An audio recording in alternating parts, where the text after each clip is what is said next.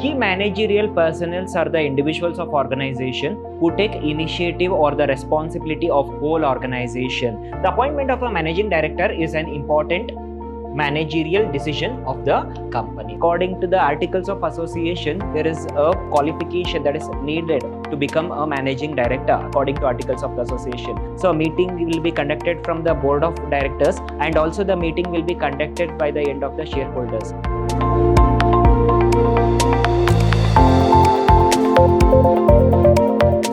Hello everyone, a warm welcome to one and all. I am Mr. Hemant Kumar from the Department of Commerce and Management, Vidhyaashram First Grade College, MYSURU, the Temple of Excellence.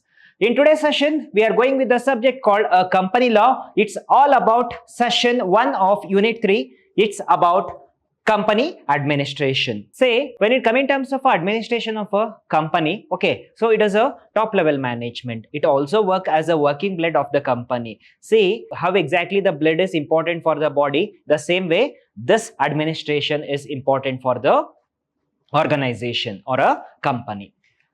This is the agenda of today's session. We are going with an introduction to company administration. Here we will be having a brief introduction about the administration of the company, who are all the individual people who are present in administration of a company. Key managerial personnel. Okay, so there are a group of people, one who take all the initiatives and the responsibilities, who is responsible for the operations of the organization. So that category of people, we call them as a managerial personnel. That is key managerial personnel under Companies Act 2013. What exactly Companies Act 2013 is going to define it as? Managerial director appointment. Okay, so managerial director is nothing but the MD, managing director. Okay, so how we are going to appoint who exactly the managing director is? Okay, so that we are going with powers of whole-time director. What is the power in the hands of a whole-time director? Who is a whole-time director? Followed by duties and responsibilities of a whole-time director. These are the topics we need to cover in today's session. Key managerial personnel. Key managerial personnel are the individuals of organization who take initiative or the responsibility of whole organization. This authority is nothing but the decision-making authority of the organization. Then the Companies Act 2013 mandates that the certain classes of companies have appoint key managerial personnel. Okay, so all the companies, not only a certain group of companies, okay, all the companies have their key managerial personnel who need to take care of their organization. Okay, key managerial personnel is a group of people in charge of the company's operation. So as I said, these are the group of people one who take the initiatives, one who manage all the things, one who take care of operations of the organization. They are the decision makers and responsible for company's smooth functioning. Okay, so these are the people who are responsible for the effectiveness and efficiency of the company, that is smooth functioning of the company. These are the employees who are vested with certain essential functionalities or roles of organization. What I mean to say is, so this key managerial personnel are the people, one who take all the initiatives, all the responsibilities, all the decisions of the organization for the smooth functioning of organization. Here, the key managerial personnel under Companies Act 2013. What exactly the Companies Act 2013 is going to define the term key managerial personnel as? Definition of key managerial personnel under the Companies Act 2013. Section 2, subsection 51 of Companies Act define key managerial personnel. It states that the key managerial personnel of the company means the Chief Executive Officer, the CEO of the company. According to the Companies Act 2013, who are all the people who comes under key managerial personnel? Okay, the first one is a Chief Executive Officer. Not only Chief Executive Officer, okay, all the C-level officers that I can say who comes under this key managerial personnel. Okay, so Chief Executive Officer, Chief Finance Officer, Chief Marketing Officer, all the people comes under this managerial personnel. The manager or managing director. Okay, so these are the people, we consider them as a key managerial person according to Companies Act 2013. Followed by company secretary, whole-time director, chief finance officer. As I said, all the chief of the organization. Such other officers designed by board as a KMP, that is key managerial personnel, but are not more than the one level below the directors in whole time employment. Okay, say what happened already, we people are familiar with the three levels of management. Okay, so our management is been classified into three levels. Okay, so one is a top level management, followed by a middle level management. This is a bottom level management. It is not low level management. Okay, it is a bottom level management. This top level management is also known as administrative management, where key managerial personnel are found. These people are popularly known as the administrative people, who take care of all the activities, all the functionalities, all the operations of the organization. Like these people in the top level management, the key managerial personnel are present. Say for example, chief executive officer, chief finance officer, managing directors, okay, whole time director, okay, so or independent. So these are the people who are present in terms of the top level management. Okay, so say what happens in top level management. Okay, so this is a decision making authority of the organization. These people make all the decision that is essential for the benefit, smooth functioning, and also for the success of organization. Okay, so we call it as a administrative management, followed by the middle level management. Who are all the people who are present in the middle level management? All the head of all the departments.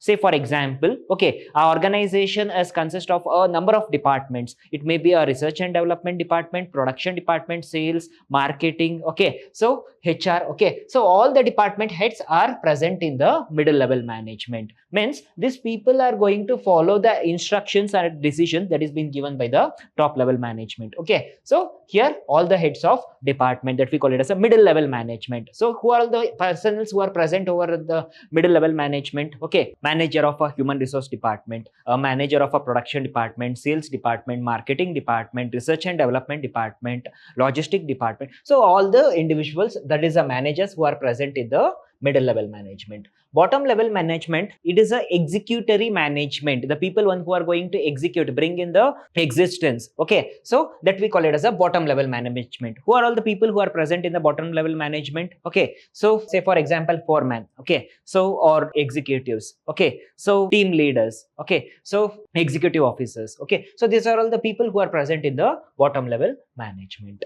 followed by managerial director appointment. Okay, so as I said, managerial director is a person, okay, so who are present in the top level management, MD of the organization. The appointment of a managing director is an important managerial decision of the company, because the success of the failure of the company also depends upon the managing director of the organization. Under the Companies Act 2013, a managing director is a director introduced with substantial powers and management of the company affairs. So he have a substantial power, he have a complete authority, power to represent the company, he have power to make the decision, he have power to disclose the authority and responsibility in the hands of the people. Okay, so that we call it as a substantial power. Followed by, to appoint a managing director, the person must first be eligible under the Companies Act. Okay, so there is a eligibility criteria under Companies Act 2013, meaning they should be a qualified, experienced, legally capable, and not disqualified by any other laws. Okay, so first thing is he should be qualified. Okay, so according to the Articles of Association, there is a qualification that is needed to become a managing director according to Articles of the Association. Okay, this Articles of Association can change from one organization to another organization based on the organization structure, based on the functionality of the organization. Followed by the experienced. Okay, experienced candidate only can manage the organization. He must be an experienced person. He must have a certain qualification as mentioned in the Articles of the Association. Legally capable. He must a legal person who is capable of handling the conditions, making decisions. Okay, so for the success of organization, but not disqualified by law. So he or she should not be disqualified by law. Say for example, okay, so the one who is declared as an insolvent under the court of law, we cannot appoint him as a managing director. Okay, so there are certain conditions and terms which is given under the Articles of Association when it comes in terms of Companies Act 2013. The appointment must also be permitted by the company's Articles of Association. Say what happened? Okay, so there are rules and regulations for the appointment of a managing director. Okay, when it comes in terms of Articles of Association. Okay, so say for example, there is a age limit. There is a minimum of 10 to 15 years of experience. Okay, so he must not get disqualified by law. So he must be experienced in so and so sector. Okay, so there are certain criteria that is been listed by the company in Articles of the Association. So the criteria of Articles of the Association must match with the person, that is the individual who had selected or nominated as a managing director.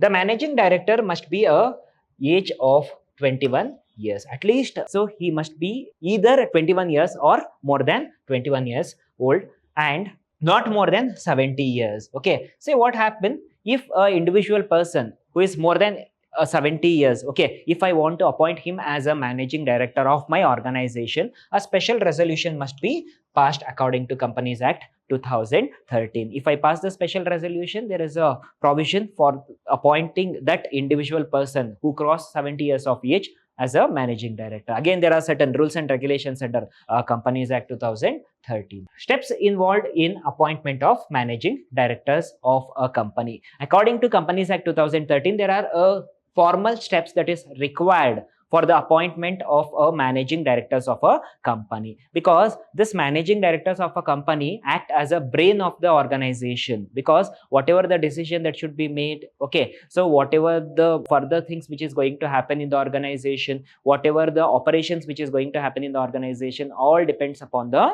managing director. So it is one of the important topic when it come in terms of a exam. Then okay, so what is a protocol when it come in terms of appointment of a managing director of a organization? So there is a eligibility criteria. How is he or she is eligible to become a managing director? So as I explained in the previous slide, okay, so in terms of age, okay, so he or she should minimum of 21 years or more than 21 years, but not more than 70 years of age. If he or she is more than 70 years of age, if we want to appoint her or him as a managing director of my organization, okay, we need to pass a special resolution. And in the same way, when it comes in terms of eligibility criteria, okay, according to the Articles of the Association, he or she must be experienced so and so years of experience. Okay, so it differs from one organization to another organization. Say for example, one organization keep a minimum experience of 5 years in so and so segment. Another organization keep 5 years of experience is not enough. I need minimum 10 to 15 years of experience as a managing director in another company. Okay, so these are the criteria that must be followed. And finally, he or she should not get disqualified by law if law declare him as a insolvent. Okay, we need not to appoint him or her as a managing director of my organization. So these are all the criteria that we need to follow. That is a eligibility criteria. If they are eligible under this eligible criteria, the next step is board resolution. As soon as they get to know they are eligible to become a managing director of my organization, okay, so we are going with the board meeting. Okay, board meeting that we are going to conduct. In that meeting, the agenda is whether we need to select him or her as a managing director of my organization. Okay, so all the positivity and negativity will be discussed in that meeting, including the remuneration that has been given by the organization. Okay, so when it comes in terms of a age limit, as I said, so he or she should at least 21 years of age or more than 21 years, but not cross the 70 years of age. If they crossed 70 years of age, so the special resolution must be passed.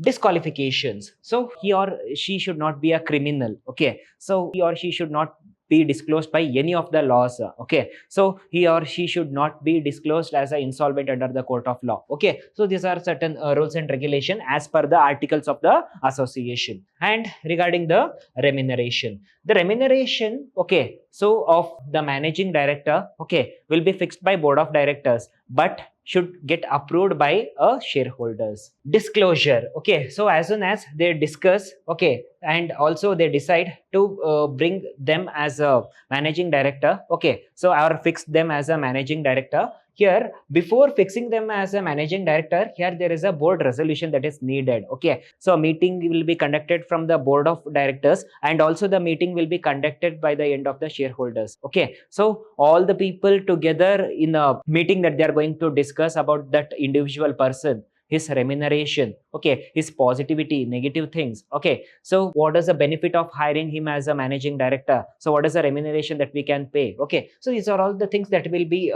discussed, and finally that they are going to make the decision, okay. Finally they need to disclose when it comes in terms of a registered company, they need to disclose for SEBI, they need to disclose in official website, okay. So they need to disclose for the Ministry of Corporate Affairs, okay. So they need to disclose to the Ministry of Corporate Affairs saying that, okay, so Mr. X will be appointed as a managing director of my company, the reason is so and so, okay. So this should be maintained, followed by filing. So they need to file. To whom they need to file? For example, so Mr. X is a managing director of so and so organization, okay. So under the ROC, it's about register of the company, okay. So we need to file under the register of the company saying that, okay, so Mr. so and so will be appointed as a managing director, followed by form DIR 12 should be filled for ROC, okay. So register of the company, DIR 12, it is a form that is meant for the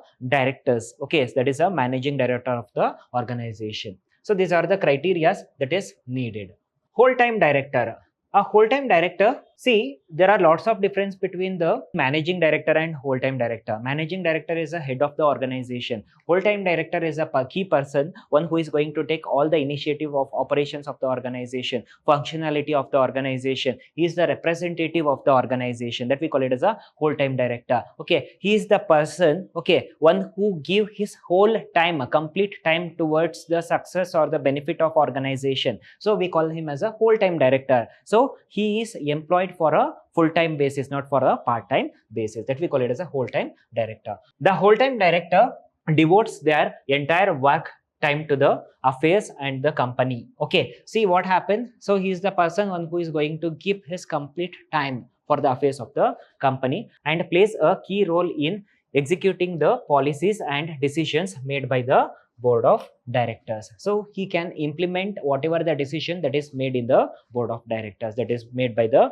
top level management.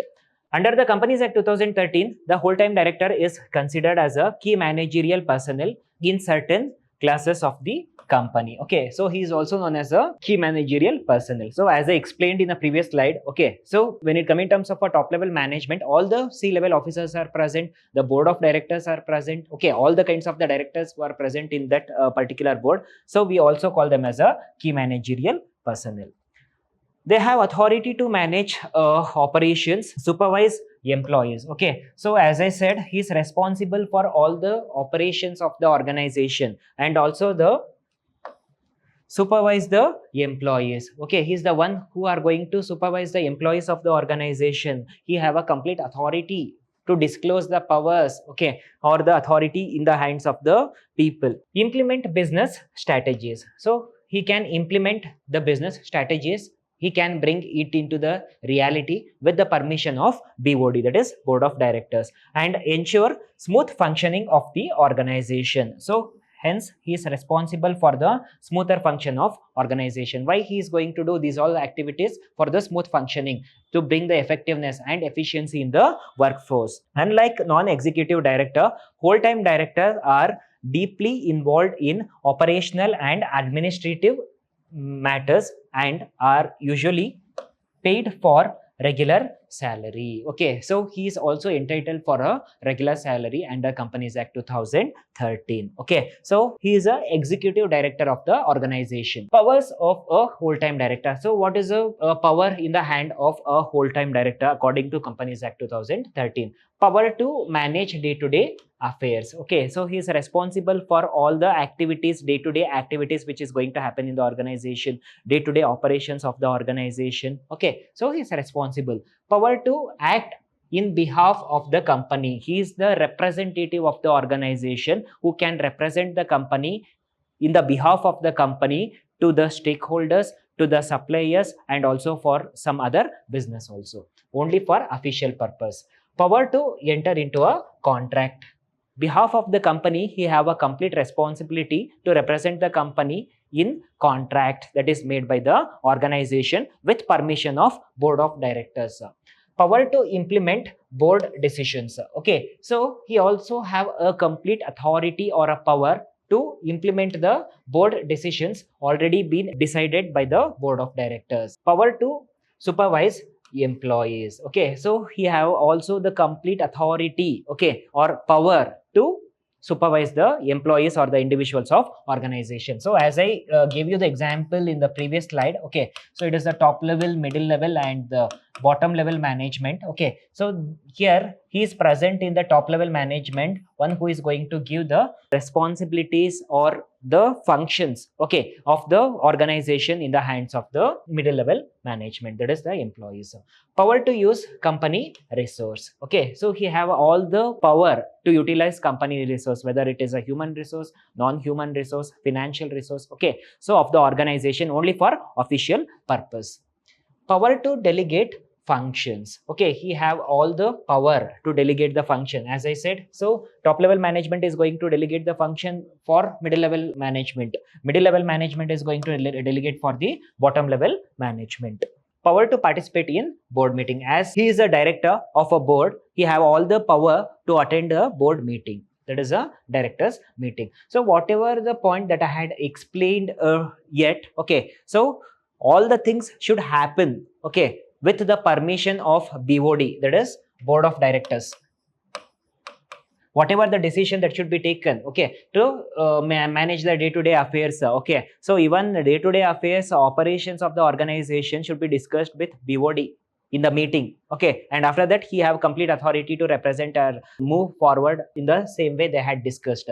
Power to act as behalf of the company. With the permission of board of directors, he can represent the company, behalf of the company, to the stakeholders, okay, so to the agents, okay, or to other business, okay, so for official purpose only. Power to enter into a contract. With permission of board of director, he need to enter into a contract. Power to implement board decisions. With the permission of board of director, he have a complete authority to implement the board of director. Followed by power to supervise employees. Okay, so he can supervise the employees, he can cross check the performance of the individual people, he have the authority to give the performance appraisal, okay, of the employees. Okay, so he is the one who is responsible to measure the effectiveness, efficiency of the people, okay, so monitoring all the activities inside the organization. Power to use the company resource. Okay, with the permission of board of director, he is going to utilize the resource of the organization. Power to delegate the function. Okay, so he have delegation authority, means handovering the power to other people, okay,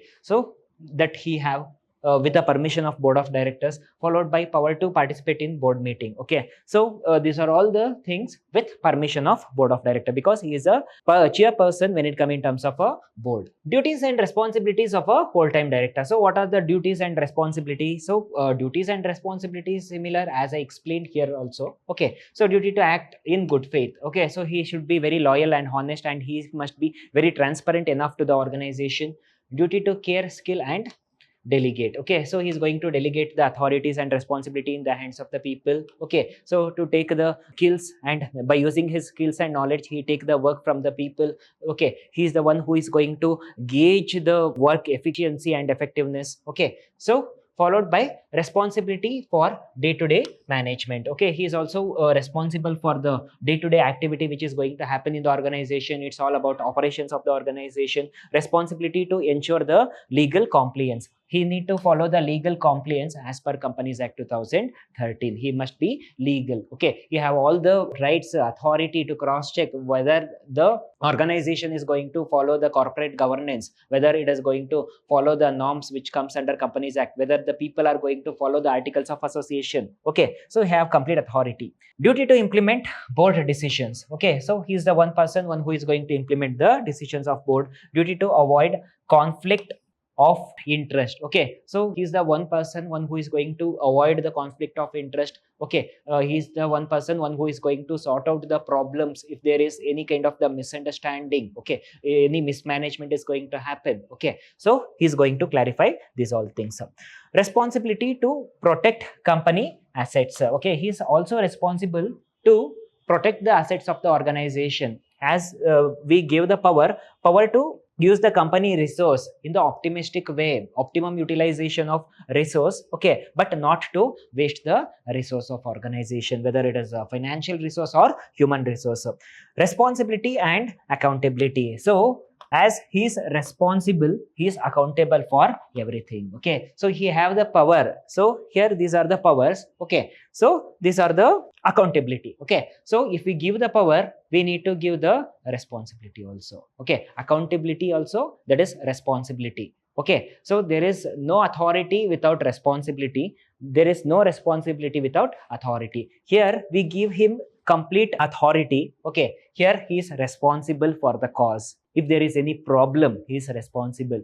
If functionality or the effectiveness is not good, okay, he is responsible. Okay, so he is accountable for everything. In the next session, we are going with the topic of powers of a independent director. Here in next session, we are going with a topic of an independent director, who exactly the independent director is, and what is the power in the hands of an independent director, and when it comes in terms of duties and responsibilities of a independent director. Okay, duties and responsibilities both are one and the same actually. Okay, so of a independent director. Okay, so just I want to show you the difference between the whole-time director and the independent director. Okay, whole-time director is the director, one who is been appointed by the board members, that is board of directors, for in the behalf of the company or the representative of the company. But when it comes in terms of a independent director, this director is been appointed by the shareholders for the betterment of the shareholders, to know the functionality of the organization, to know the transparency of the organization,